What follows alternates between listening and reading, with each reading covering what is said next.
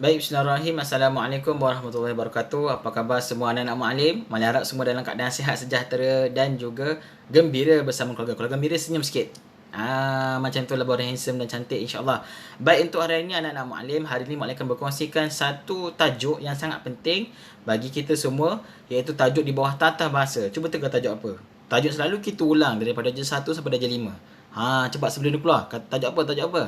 Ya, tidak lain tidak bukan adalah tajuk berkaitan dengan kata nama am dan juga kata nama khas.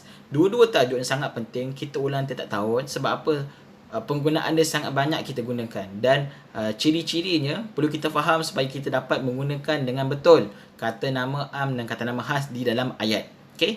Jadi Mak harap di akhir pelajaran kita hari ini kamu faham apakah maksud kata nama am dan kata nama khas, macam mana nak gunakan di dalam ayat dan dapat menjawab soalan berkaitan dengan kata nama am dan kata nama khas dengan baik. Okey, baik, kita pergi yang pertama dulu.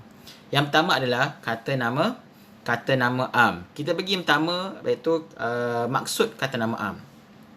Okey, boleh dengar elok Kata nama am ialah kata yang digunakan untuk menjelaskan nama sesuatu yang bernyawa seperti orang, haiwan. Contoh nama yang bernyawa lah, orang, haiwan dan sesuatu, maaf ada tersilap je sikit, sesuatu yang tidak bernyawa seperti tumbuh-tumbuhan, tempat, benda dan sebagainya. Jadi kena ingat secara umum dia adalah kata nama am menerangkan mengenai sesuatu perkara, menjelaskan nama secara umum, bukan secara khusus. Dia bukan nama orang, dia bukan nama haiwan, dia bukan nama benda, tapi dia secara umum saja. Okey? Jadi kena kata nama am adalah kata nama yang secara umum saja. Baik, kita terusnya, pergi terus. Kita bagi contoh-contoh kata nama am. Contoh-contoh kata nama am sini terbagi, yang Mak Lim bagi datangkan kepada kamu ada 4. Ada banyak lagi sebenarnya, tapi kita faham dulu 4 ni. Yang pertama adalah manusia. Contoh adik. Adik ni adalah gelaran untuk adik kita. Ayah, guru, jururawat, pegawai bomba. Ini semua contoh kata nama am bagi manusia. Dia tidak ada nama, hanya adalah gelaran ataupun dia punya pangkat sahaja. Sama ada seorang jururawat, seorang guru, seorang ayah, seorang adik dan sebagainya. Secara umum. Kedua adalah haiwan. Singa, ayam, burung, ikan. Ni contoh kata nama am bagi haiwan. Tak ada nama lagi. Okey? Ni kata nama umum. Kata nama am bagi haiwan. Kata nama am bagi tempat pula sekolah. Sekolah, rumah, hospital, bandar, hutan dan lain-lain. Jadi kat sini menunjukkan bahawa tempat ni adalah untuk secara umum saja, bukan nama sekolah, bukan nama rumah, nama hospital dan sebagainya. Okey. Dan contoh benda pula buku, botol, kereta, batu dan lain.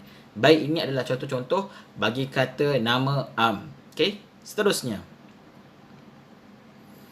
Okey, baik, kita pergi kepada ciri-ciri kata nama am. Ada berapa kat sini yang boleh kongsikan? Kat sini ada 4. Kena ingat 1, 2, 3, 4. Yang pertama apa?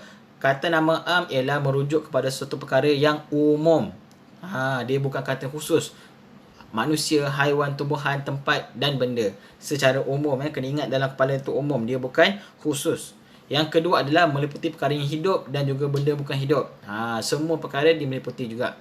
Yang ketiga adalah, ni paling penting. Kena ingat kata nama am mesti ditulis dengan huruf apa? Mesti ditulis dengan huruf kecil. Kecuali di awal ayat.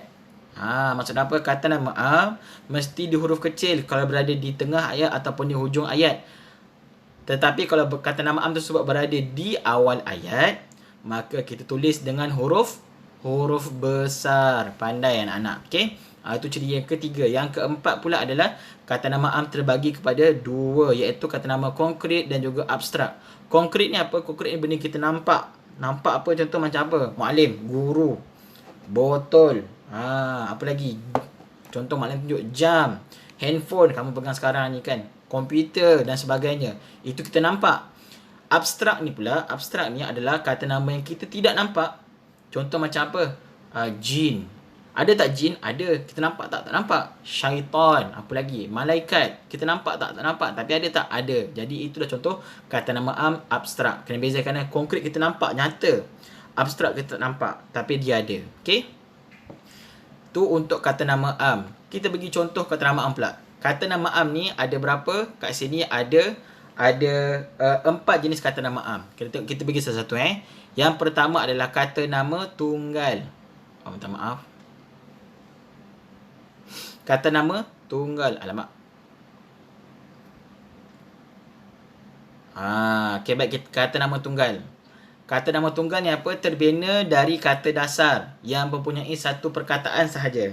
Iaitu berkaitan dengan buku, ayam, pokok. Satu perkataan saja. Itulah kata nama am tunggal. Baik, kata nama am majmuk pula adalah terbina daripada dua kata dasar. Dua kata dasar ataupun lebih. Contoh apa? Alat tulis, jam tangan. Alat tulis, dua perkataan. Alat tulis, jam tangan, kaki 5. Maka dua perkataan ni kita boleh jadikan satu perkataan jadi kata nama am majmuk. Seterusnya adalah kata nama am terbitan.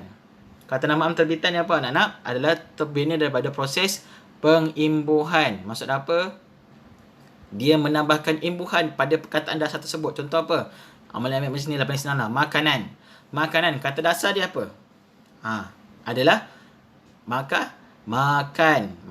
Kata dasar dia. Bila tambah dengan imbuhan an di belakang, jadilah makanan. Jadi makanan pun adalah kata nama am yang mana kata nama terbitan, iaitu berdasarkan penambahan imbuhan.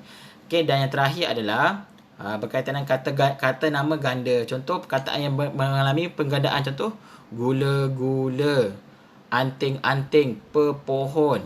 Itu pun adalah kata nama am, iaitu kata nama am ganda. Jadi kena ingat semua ni adalah kata nama am dan jenis-jenis dia. Okey, baik. Seterusnya adalah contoh kata nama am yang kita boleh kongsikan hari ni. Arif membeli sebuah buku di kedai. Buku adalah kata nama am. Maka kita boleh bina ayat berdasarkan kata nama am tersebut. Kakak memakai jam tangan ke sekolah. Kakak memakai jam tangan ke sekolah. Mahasiswa merupakan pencorak masa depan. Apa maksud mahasiswa?